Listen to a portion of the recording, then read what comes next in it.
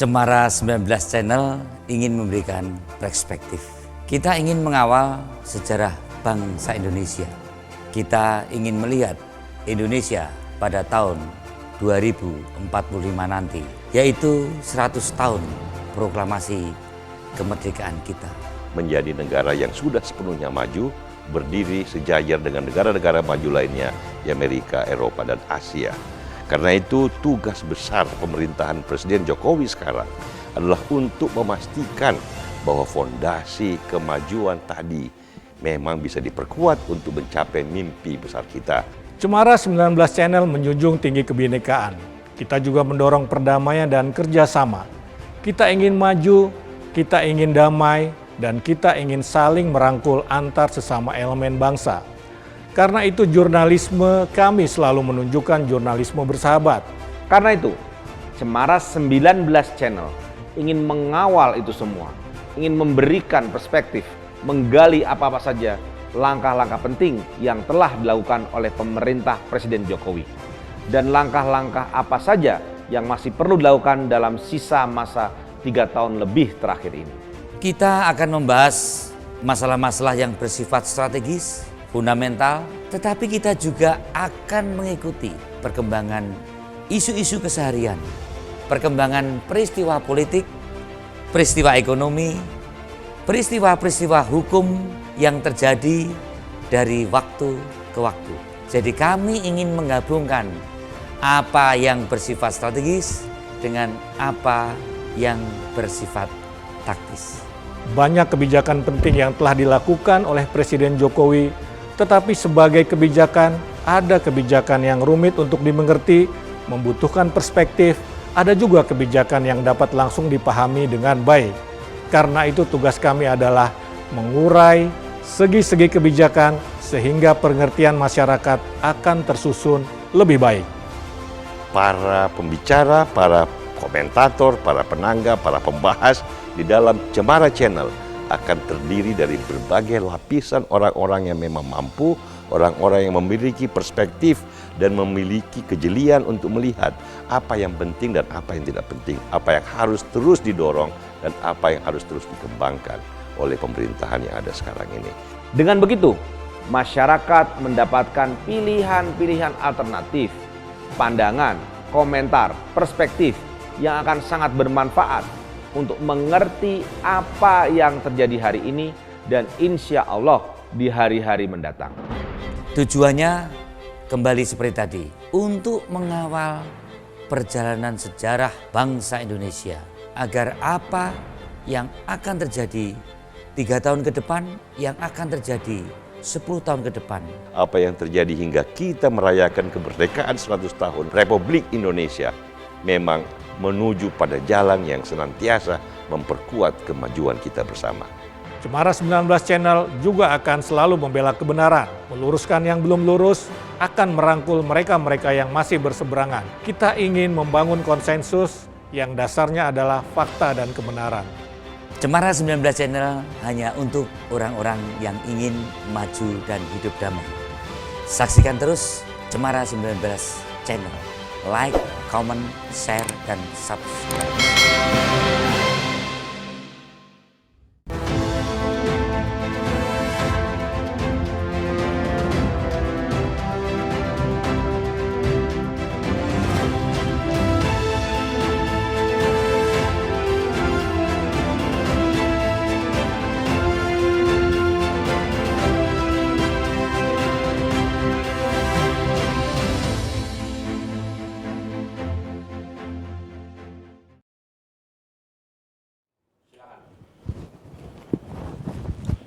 Halo, selamat siang. Selamat bergabung dalam Cemara 19 Channel.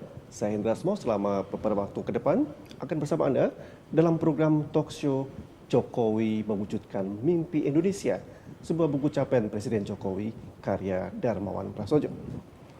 Jokowi memiliki mimpi besar. Salah satunya adalah mewujudkan keadilan sosial bagi seluruh rakyat Indonesia, termasuk untuk warga Papua. Mari kita simak data perhatian Jokowi untuk Papua. Jokowi membangun konektivitas wilayah Papua dengan 3 basis sekaligus, berbasis darat, udara, serta laut. mulai proyek Jalan Trans Papua yang panjangnya 4.600 km dari Sorong hingga Merauke. Proyek Jalan Trans Papua pengerjaannya sudah 95%, hampir rampung. Di jalur udara, pengembangan dan pembangunan bandara baru terus dibangun. Salah satunya adalah Bandara Sentani. Di jalur laut, pembenahan pelabuhan-pelabuhan kecil di sejumlah wilayah di Papua tak ditinggalkan. Itu bukti perhatian Jokowi untuk Papua. Selain itu, ada program Jokowi yang patut dikenang sepanjang masa, yaitu program BBM Satu Harga. Sebelum pemerintahan Jokowi, di Papua, harga BBM bisa mencapai 60.000 per liter. Sementara di Jawa hanya 10.000 rupiah. Ada kesenjangan harga yang cukup besar. Tentu tidak hanya itu. Di Papua, Jokowi juga melakukan pembangunan infrastruktur kelistrikan baru dan pembangunan pasar-pasar tradisional. Komitmen Jokowi sangat tegas, pemerataan pembangunan dan ekonomi demi kesejahteraan warga Papua. Sekarang, bagaimana manfaat kebijakan Jokowi di Papua? Bagaimana pandangan warga Papua atas kebijakan Jokowi? Sebab ada simplifikasi terkait pembangunan di Papua, seolah-olah Jokowi hanya membangun infrastruktur.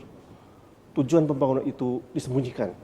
Saya akan berbincang langsung dengan Rektor Universitas Cendrawasih, Bapak Dr.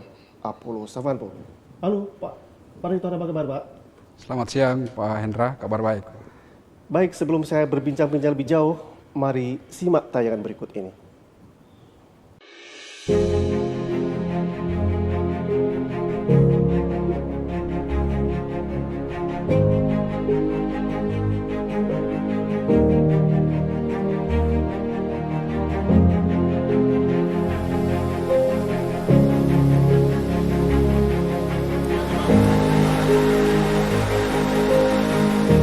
Di Kampung Kuda saya 2 malam bermalam di sana. Tambah hari ini berarti sudah 1 hari 1 malam. Jadi kami minta itu tolong pemerintah daerah usahakan jalan ini tolong diperbaiki. Karena kita ini bawa naik bahan-bahan makanan, bahan-bahan pokok buat kebutuhan Kabupaten Boven. Kalau mobil-mobil kita tidak naik ke sana, masyarakat mau belanja di mana? Itulah kenapa kita bangun Trans Papua. Itulah kenapa kita bangun Trans Kalimantan. Karena kita ingin saudara-saudara kita yang berada di Papua, yang berada di Kalimantan, dengan juga menikmati. Karena dengan infrastruktur inilah kita ingin mempersatukan bangsa yang sangat besar ini. 1 malam, iya. Ini kayaknya tidak ada tanda-tanda ini kita bisa jalan ini. Ini jalanan rusak parah betul. Betul-betul penderitaan. Pemerintah harus perhatikan, aduh kasihan. Kita di sini di Sumatera, di Jawa sudah menikmati bagusnya jalan, tapi coba jalan-jalan seperti ini. Di mana keadilan bagi seluruh rakyat Indonesia?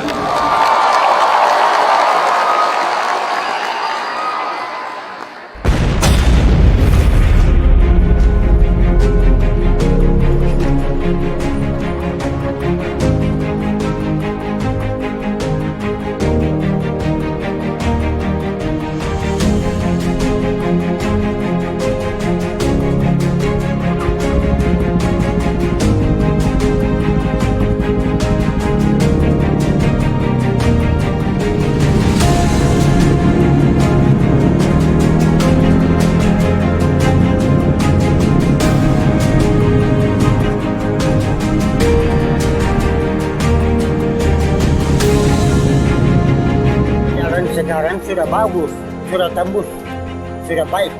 Saya minta terima kasih.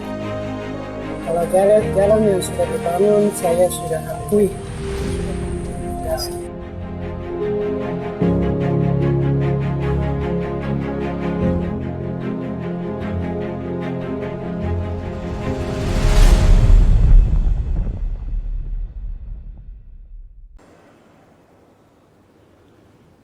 Pak Rektor, tadi Anda sudah saksikan tayangan testimoni masyarakat Papua tentang apa yang mereka rasakan sendiri.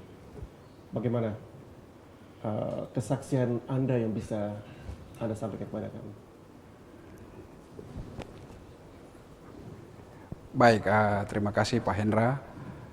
Pertama, terima kasih banyak sudah diundang dalam talk show pada hari ini.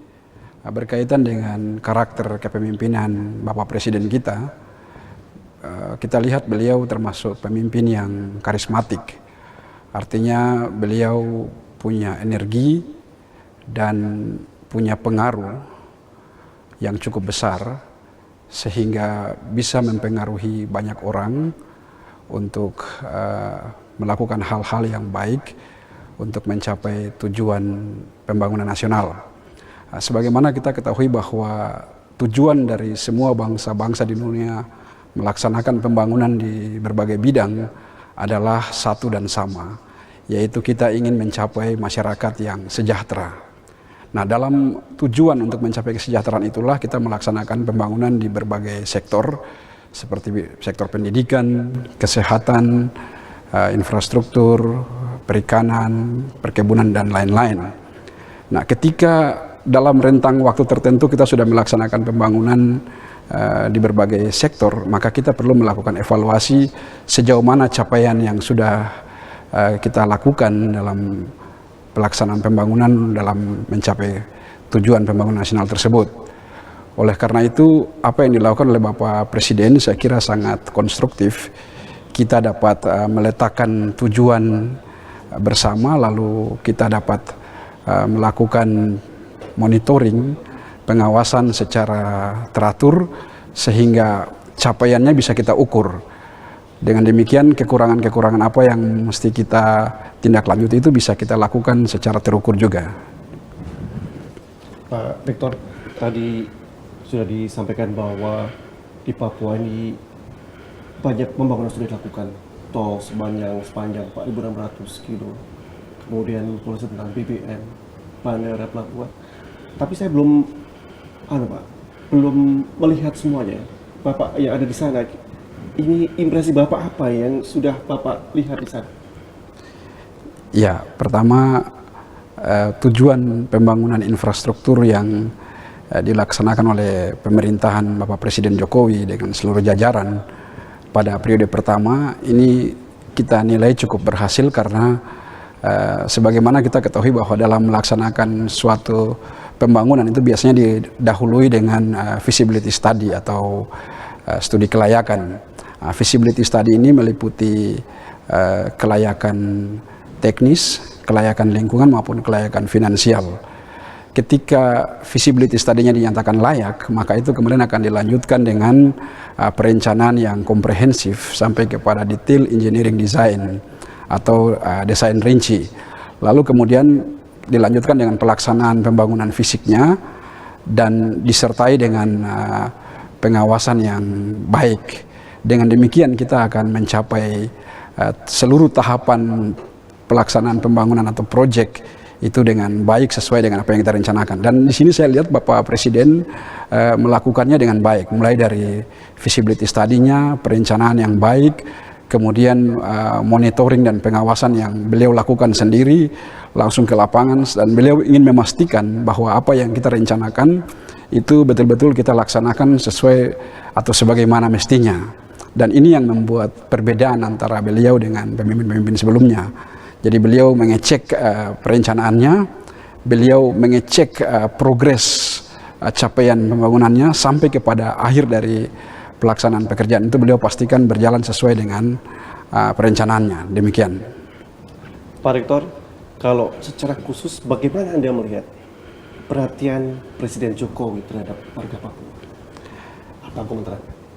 Baik, jadi sebenarnya apa yang dilakukan Presiden itu tidak hanya terfokus pada Papua.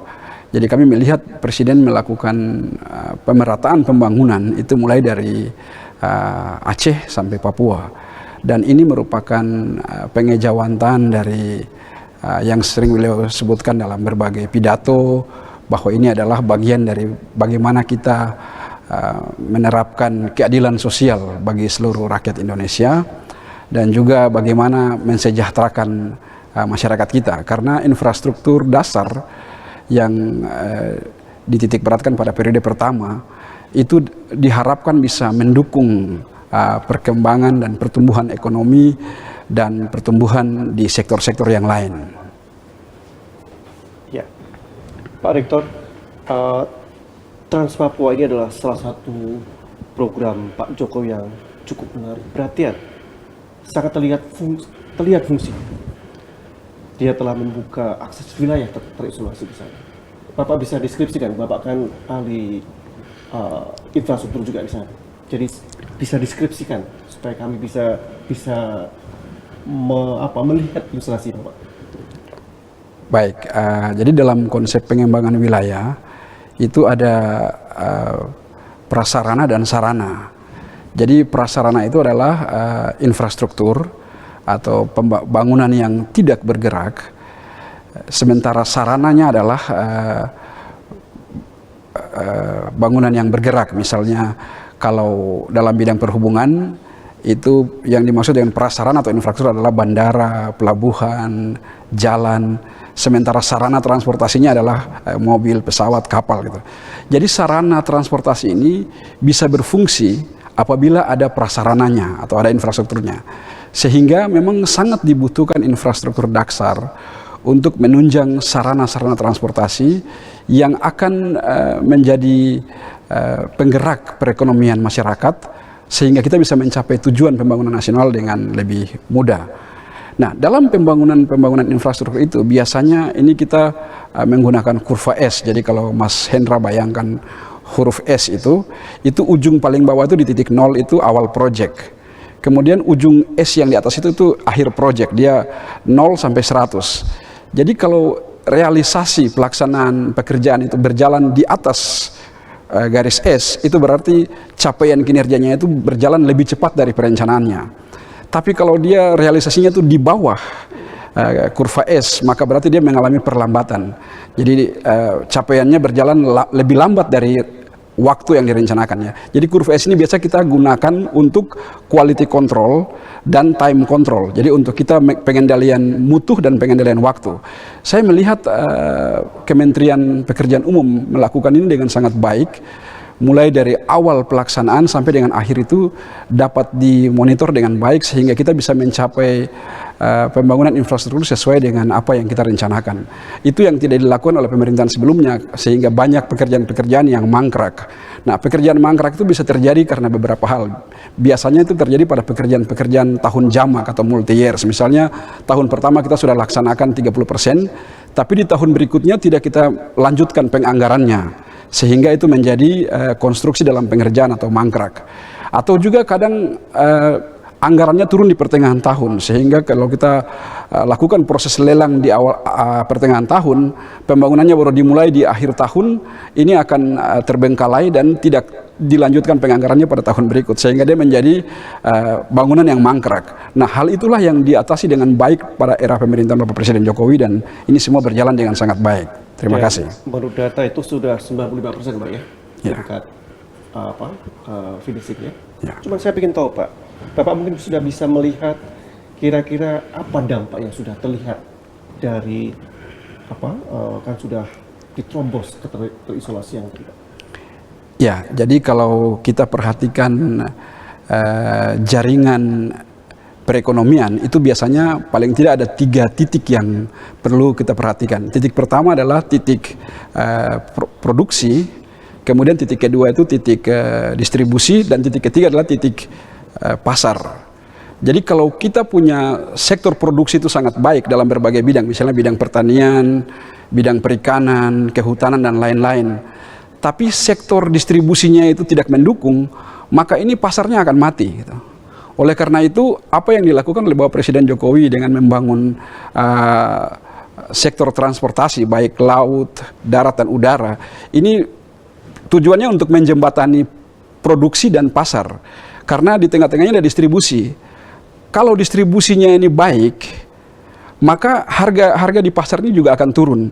Nah, kalau harga di sini turun, maka ini kita akan bisa mengejawantakan apa yang disampaikan oleh Pak Presiden untuk keadilan sosial bagi seluruh rakyat Indonesia, termasuk harga yang sama tadi BBM dan produksi yang lain. Bisa ceritakan kepada kita, Pak, apa yang terjadi sekarang?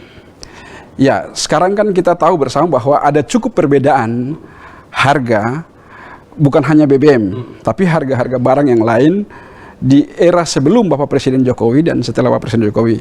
Itu tentu kita akui bersama bahwa ini karena ada transportasi yang sudah mulai baik di sisi udara, darat maupun laut.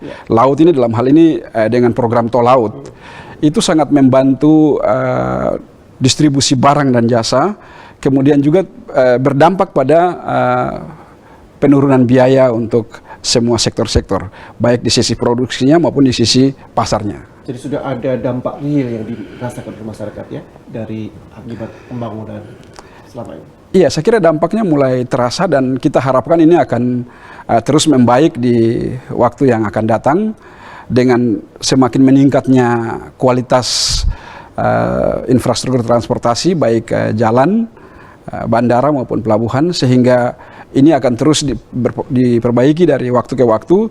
Dengan demikian kita akan memperbaiki tingkat perekonomian masyarakat dari waktu ke waktu juga. Demikian. Baik, Pak Rektor, Pak Jokowi ini kan juga membangun infrastruktur kelistrikan baru ya di Papua dan Papua Barat. Apa yang sudah terlihat, Pak? Baik, terima kasih Pak Hendra. Jadi sisi energi ini hal yang sangat minim mendapat perhatian pada era sebelum Bapak Jokowi. Karena kita ketahui bersama bahwa energi itu adalah power, energi adalah daya yang kita butuhkan untuk memindahkan atau menggerakkan suatu barang dari suatu tempat ke tempat yang lain. Jadi kalau di alam semesta ini tidak ada energi, maka kehidupan di alam ini akan berhenti. Oleh karena itu semua pergerakan, semua aktivitas itu membutuhkan energi. Jadi industri yang kita bangun, infrastruktur yang kita bangun itu kalau tidak ada energi, maka pembangunannya ini tidak bisa berjalan dengan baik. Oleh karena itu saya kira apa yang dilakukan Bapak Presiden sudah sangat tepat.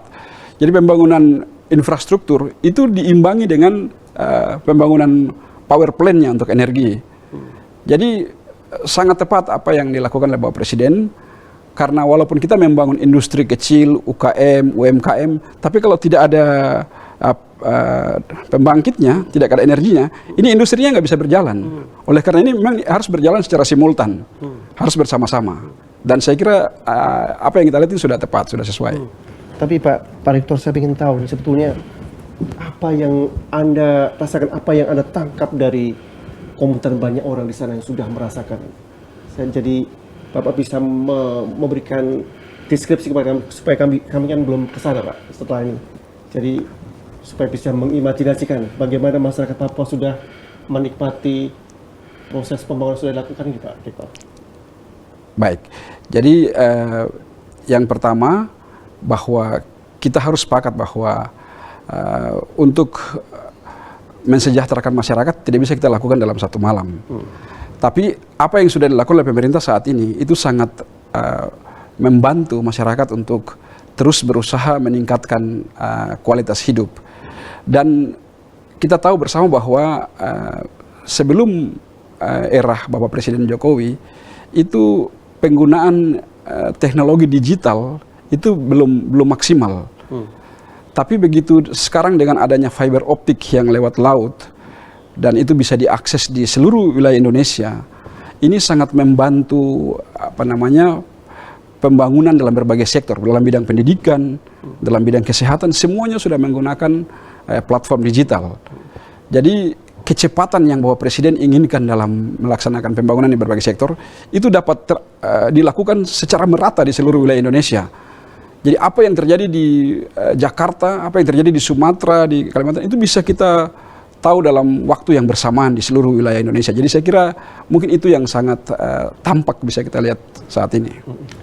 Tapi begini Pak Rektor, Pak Jokowi ini kan membangun Papua dengan serius.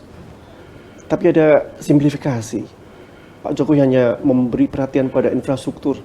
Apa sesempit itu perhatian Pak Jokowi terhadap warga Papua? Komentar Anda bagaimana? Iya benar, memang kadang-kadang ada orang berpikir seperti itu. Tapi sebenarnya kalau kita kaji lebih dalam, sebenarnya pembangunan infrastruktur yang dititikberatkan oleh Bapak Presiden itu tujuannya pada akhirnya juga untuk meningkatkan kesejahteraan masyarakat. Karena untuk membangun perekonomian masyarakat, kita butuh sarana prasarana dasar yang akan mendukung pertumbuhan ekonomi. Kalau tidak ada infrastrukturnya, maka pergerakan roda perekonomian juga tidak bisa berjalan. Jadi saya kira apa yang dilakukan oleh Bapak Presiden Jokowi di era kepemimpinan 5 tahun pertama itu sudah tepat, karena kita Indonesia itu sangat tertinggal pembangunan infrastrukturnya dibanding negara-negara lain di kawasan ASEAN. Dan pada era kepemimpinan yang kedua ini beliau sudah menyampaikan bahwa akan menitik beratkan pembangunannya pada pembangunan sumber daya manusia. Saya kira ini sangat berkaitan erat, infrastruktur di periode pertama, lalu SDM di periode kedua. Jadi saya kira sudah tepat, karena kalau pembangunan infrastruktur kita lihat seperti jalan, jembatan, perumahan, itu kan dibutuhkan oleh manusia juga. Nanti pembangunan SDM-nya meliputi pendidikan, kesehatan, perekonomian, kehidupan sosial, hankam, itu semua masuk di pembangunan sumber daya manusia. Jadi dua hal ini memang tidak bisa dipisahkan, karena hakikat dari pembangunan itu kita membangun jasmani dan rohani, fisik dan sumber daya manusia. Jadi dua hal itu memang sangat berkaitan, tidak bisa dipisahkan. Demikian. Baik, Pak Rektor. Berkali-kali Pak Jokowi menegaskan bahwa pembangunan infrastruktur di Papua untuk keadilan sosial, konektivitas wilayah untuk pemberdayaan ekonomi. Bagaimana namanya? Ya, saya kira itu benar. Jadi selama ini pelayanan pemerintahan itu tidak bisa menjangkau beberapa wilayah karena hambatan geografis. Oleh karena itu, hambatan geografis ini perlu kita buka dengan konektivitas. Nah, konektivitas yang ada selama ini itu kan berbiaya mahal karena hanya melalui udara. Tapi dengan adanya konektivitas lewat transportasi darat, ini bisa lebih memudahkan jangkauan masyarakat untuk berhubungan baik antar kampung, antar distrik, antar kabupaten, dan antar provinsi. Bahkan kita bisa membuka pasar dari sumber-sumber produksi masyarakat dengan distribusi yang baik melalui konektivitas yang sedang kita bangun saat ini. Demikian. Pak Rektor, bisa ceritakan bagaimana warga Papua merespon dan menikmati dampak dari pembangunan? Ya, yang pertama secara de facto bisa kita lihat bahwa infrastruktur yang kita bangun ini bisa kita manfaatkan sekarang. Jadi manfaat atau outcome-nya itu bisa kita ukur dari kemanfaatan pembangunan yang kita lakukan. Misalnya sebagai contoh, kalau kita bangun gedung sekolah dan sekolah itu berfungsi, anak-anak kita bisa menggunakannya sebagai tempat belajar, itu artinya tidak sia-sia kita membangun sekolah, tapi sekolah ini bermanfaat. Demikian juga dengan jalan. Kalau kita bangun satu ruas jalan, tapi jalan itu tidak pernah dimanfaatkan, berarti kan dia tidak berfungsi gitu. Tapi kalau jalan yang kita bangun itu bermanfaat untuk distribusi barang dan jasa, untuk peningkatan perekonomian masyarakat, saya kira itu bisa kita bilang bahwa manfaatnya sangat terasa. Gitu. Sudah terasa. Ya. Tapi kalau kita bicara tentang pertumbuhan ekonomi baru di Papua, ini setelah infrastruktur dibangun, ya, terbukanya akses pariwisata misalnya, apakah Anda sudah merasakan hal itu? Ya, jadi sebenarnya bukan hanya sektor pariwisata. Jadi Papua ini punya potensi kekayaan sumber daya alam yang sangat banyak. Misalnya dari sektor perikanan dan kelautan, sektor kehutanan, pertambangan, energi.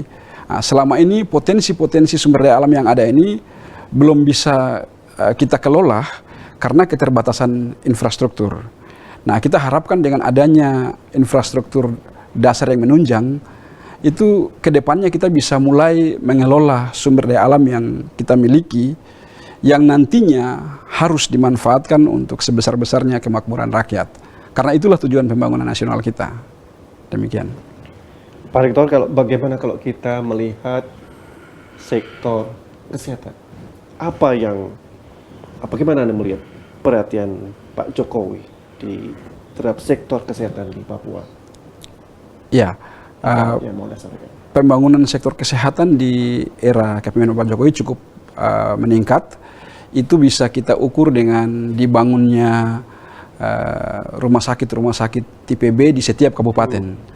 Yang dulunya kalau masyarakat di kabupaten-kabupaten pedalaman itu sakit, mereka harus dirujuk ke Jayapura atau ke Makassar.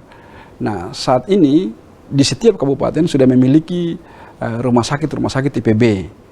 Sehingga diharapkan dengan adanya rumah sakit tipe B di setiap kabupaten dan puskesmas di setiap kecamatan atau distrik, bahkan ada puskesmas pembantu di beberapa kampung, itu diharapkan masyarakat tidak perlu berobat jauh ke ibu kota kabupaten atau ibu kota provinsi, tapi bisa dilayani di kecamatan ataupun di kabupaten. Demikian. Pak Rektor, Anda sudah ceritakan tadi pembangunan Pak Jokowi yang dilakukan dalam berbagai aspek, infrastruktur, kemudian soal sektor lain, pelabuhan, bandara, kemudian soal kesehatan. Saya ingin Anda simpulkan, ya, bagaimana Pak Jokowi ini, ya, dalam konteks Papua, bagaimana dia sosok presiden yang begitu perhatian dengan Papua. Apa yang Anda mau katakan? Ya, jadi sebagaimana saya sampaikan di awal tadi bahwa Bapak Jokowi ini termasuk tipe pemimpin yang karismatik. Karismatik itu dia punya energi dan punya pengaruh yang luar biasa. Tapi beliau membungkus karismanya itu dengan kesederhanaan. Saya kira itu adalah salah satu hal yang membuat banyak rakyat kita mencintai beliau. Jadi beliau walaupun berada di puncak kepemimpinan, tapi beliau tetap rendah hati, sederhana, dan melayani dengan sungguh hati. Saya kira itu faktor yang membedakan beliau dengan pemimpin-pemimpin yang lain. Beliau sangat dekat dengan rakyatnya dan dicintai oleh masyarakatnya. Baik Pak Rektor, bangun di sana yang belum terdengar oleh masyarakat di sini di secara nasional. Anda sebagai warga Papua mungkin ada sesuatu yang lain yang Anda sampaikan.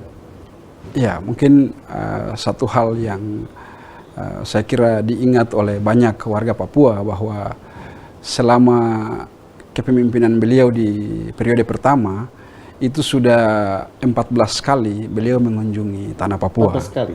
Ya, itu menunjukkan perhatian yang besar dari beliau dan komitmen beliau untuk membangun tanah Papua, juga sekaligus menunjukkan beliau mencintai warga Papua. Saya kira tidak ada presiden sebelumnya yang mengunjungi Papua sebanyak beliau. Jadi ini satu hal yang saya kira terus diingat oleh warga Papua. Kira-kira apa yang Anda bisa berikan, masukan apa yang bisa Anda berikan untuk pemerintahan Pak Jokowi terkait pembangunan di Papua untuk ke depan?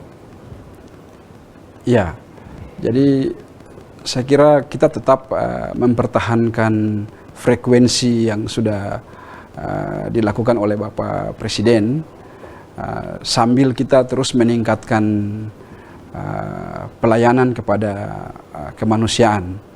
Jadi orang Papua harus kita sentuh hatinya dengan menyentuh rasa kemanusiaan di dalam hati manusia.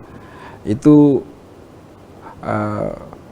rasa kebersamaan, persaudaraan akan semakin kita pererat, sehingga dengan demikian cinta tanah air dan kebangsaan itu akan tetap terpelihara sebagaimana sudah diletakkan oleh para founding father kita.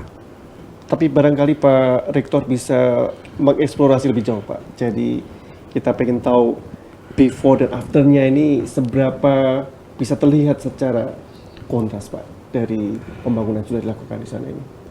Mungkin Ya. sambil Jadi kalau keseharian yang Bapak lihat betul yang terjadi di sana. ya, kalau pembangunan dalam konteks fisik, infrastruktur yang dilakukan oleh Bapak Presiden di seluruh wilayah tanah air, secara khusus di Papua itu kan sangat jelas bisa kita lihat. Nah, ke depan mungkin seiring dengan program prioritas beliau untuk memprioritaskan pembangunan sumber daya manusia, saya kira ini sangat baik karena di awal kepemimpinan beliau sempat menyatakan untuk melakukan revolusi mental, dan saya kira pada saat itu hampir seluruh warga bangsa kita itu setuju dan sepakat bahwa memang kita harus melakukan hal itu. Karakter bangsa itu harus kita bangun kembali. Dan Pak Jokowi dalam pemerintahannya itu beliau memberikan contoh, beliau memberikan keteladanan. Itu dapat kita lihat dari bagaimana beliau merubah kontestasi menjadi kolaborasi. Jadi katakanlah partai politik atau kelompok masyarakat yang semula berbeda pandangan dengan beliau, itu beliau rangkul semua. Beliau rangkul, jadi lawan dijadikan kawan. Itu salah satu budaya bangsa kita yang harus kita lestarikan, saya kira. Sangat baik. Menurut Bapak ini menjadi hal yang menarik dan kelebihan dari mungkin karakter Pak Jokowi, Pak, ya? Anda mau menyampaikan seperti itu? Iya, jadi sebenarnya beliau ini meneruskan karakter bangsa kita yang dilakukan oleh para bapak-bapak bangsa kita, yang belakangan itu sudah mulai kita tinggalkan karena pengaruh globalisasi. Tapi saya kira Bapak Presiden membangkitkan kembali nilai-nilai kebangsaan kita. Baik pemirsa, demikian bincang-bincang saya bersama Dr. Apollo Savanpo, Rektor Universitas Cendrawasih Papua, yang telah memberikan pandangan, kesaksian bagaimana pembangunan di Papua di era Presiden Joko Widodo dan manfaat yang dirasakan warga Papua. Semoga mencerahkan bagi kita semua. Tetap optimis. Wassalamualaikum.